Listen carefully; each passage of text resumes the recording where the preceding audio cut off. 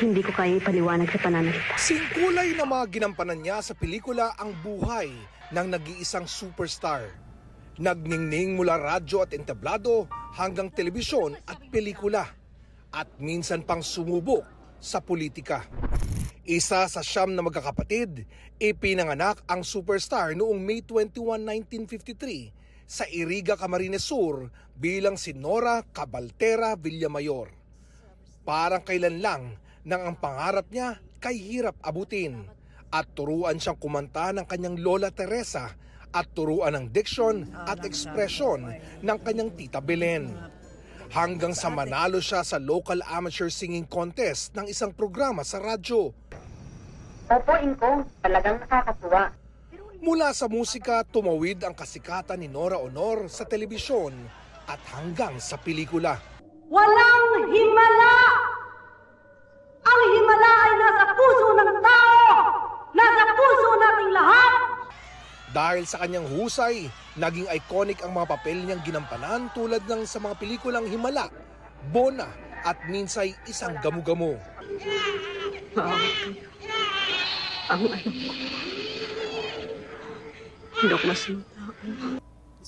Hanggang sa huli, walang kupas ang husay niya gaya ng ipinakita niya sa isa sa mga huli niyang pelikula na Mananambal.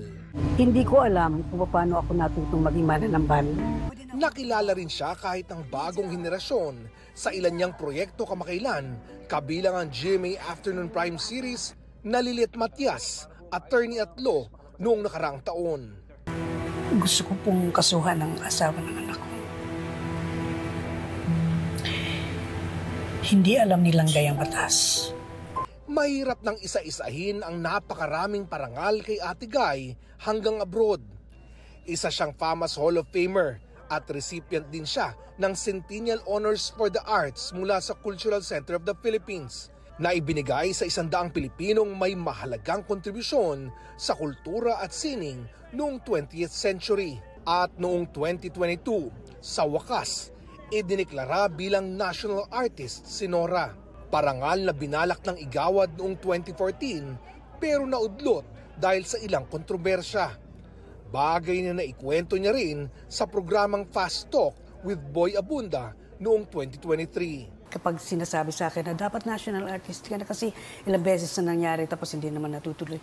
Sabi ko hindi pa ano yan, hindi pa dapat kasi marami pa siguro mga tao o mga artista na karapat dapat tanghaling national artist. Pero nung ako nga po ay tinanghal bilang isang national artist, hindi ako makapaniwala. Pero yun ay sobrang saya dahil sa mga fans, hindi lang sa mga fans, doon sa mga taong mga kaibigan na talaga nagdadasal na tanghalin ako na naibigay na sa akin yung karangalang yun. Bukang bibig lagi ni Ate Guy na nang dahil sa kanyang fans, napunta siya sa kanyang nais marating. Kabilang sa kanila ay mga taga-suporta na nila ng katambal noong si Tirso Cruz III. Inisip ko noon na ano ito dahil sa mga fans o parang nadadala ka lang, nadadala ka lang. Or totoo? Opo, kasi minsan nararamdaman mo, pero minsan hindi mo nararamdaman. May mga insidente na naririnig ka na mismo sa kanya nanggagaling yung salita na nakakasakit ng puso. Pero baliwala yun dahil ikaw ay isang taong umiibig. Minahal mo talaga. Minahal mo talaga. Sa totoong buhay, ikinasal si Nora sa aktor na si Christopher De Leon noong 1975. Bagamat naanal ang kanilang kasal noong 1996, nanatili silang magkaibigan. Mayroon silang 5 anak. Napakalambing po niya as a mom. Tsaka yun din ang hinahanap niya sa amin. Gusto rin niya ng lambing from us. Whenever she has time off from work and she's a disciplinarian. Maraming pagkakataon ding nagpahiram ng kanyang kinang ang superstar sa politika. Kabilang sa mga sinuportahan niya ang kaibigang si dating Pangulong Joseph Estrada. Pero binawi niya ito at namataan noong 2001 sa EDSA 2 na nagpatalsik kay Erap sa pwesto. Bagamat sa huli ay magkaibigan pa rin sila at magkasama pa nga sa patnubay ng Sining at Kalinangan 2015 Awards. Ilang pagkakataon ding nagtangka siyang tumakbo sa ilang pwesto sa gobyerno, bagamat hindi niya ito itinuloy. Sa kagustuhan ko po na makatulong po sa ating mga kababayan, makatulong po sa mga kasamaan ko sa industriya ng musika, industriya ng